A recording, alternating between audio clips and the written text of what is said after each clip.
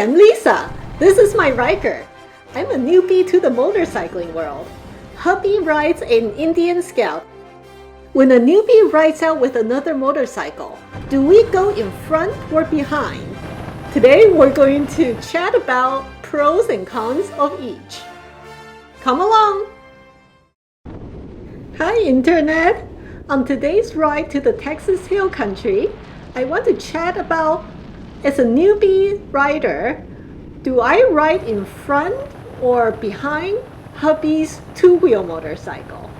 What are the pros and cons of being in front or following behind? I've done both, and which one is preferable depends on my skill level and the road condition.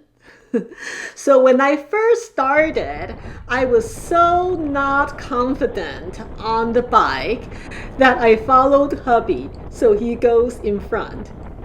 Well, he's constantly looking in the rearview mirror to make sure that I'm keeping up and that I'm okay. And eventually, he decided that that was too distracting for him to be constantly monitoring his rearview mirror for my condition. So he told me to go in front of him, which is consistent with what a lot of group rides said.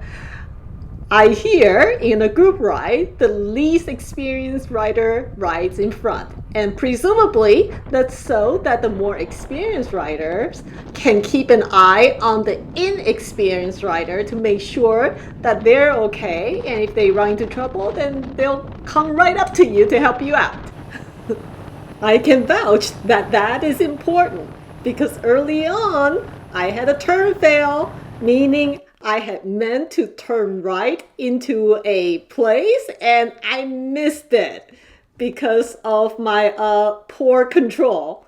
Hubby was behind me. He saw that I missed a turn and he could adjust his riding to come follow me to see what's going on. So that is definite advantage to being in front.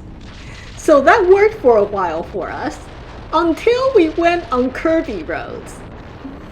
Well, on curvy roads, when I'm in front, because of my inexperience and lack of confidence, I often slow down quite a lot in a curve or before a curve.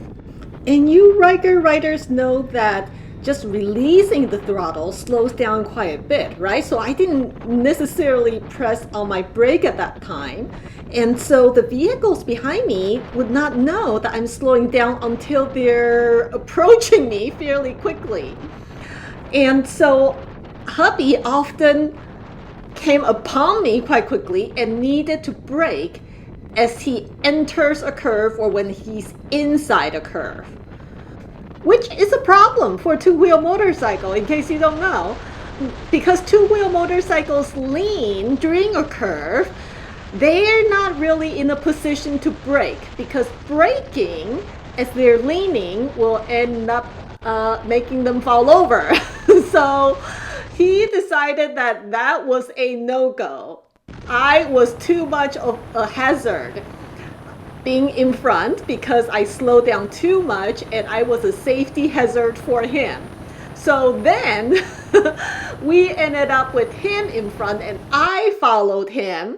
And actually, that was really helpful for me to learn how to take curves. I have a couple of videos on learning to take curves, so I won't go into it here.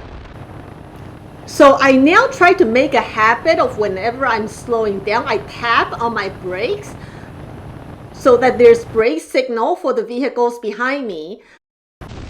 So if I'm the last motorcyclist in the group, I certainly want the four-wheel vehicles behind me to know if I am slowing down so I don't get rear-ended.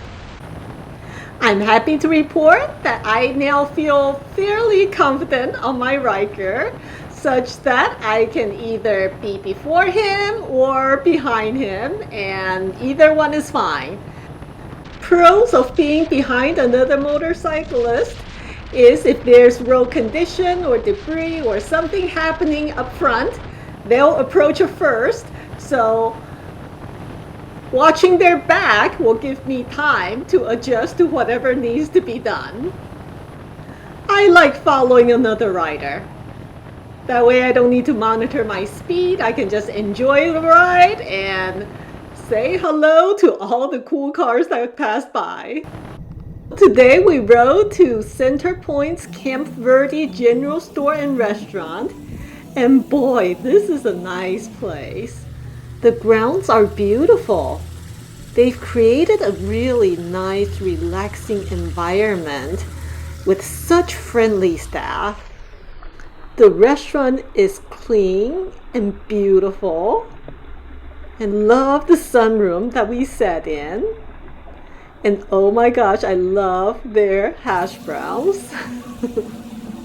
This is an excellent motorcyclist destination. So to recap, pro of being in front is that more experienced riders will be able to keep an easy eye on you and know if you need help. Con is that if you slow down too much unexpectedly, you could easily get rear-ended by the cyclists behind you. Now, if you're following behind, pro is that the riders before you is a queue of upcoming road conditions, so you may not have to be surprised by bumps or debris in the road. You can also just follow their speed and keep your distance.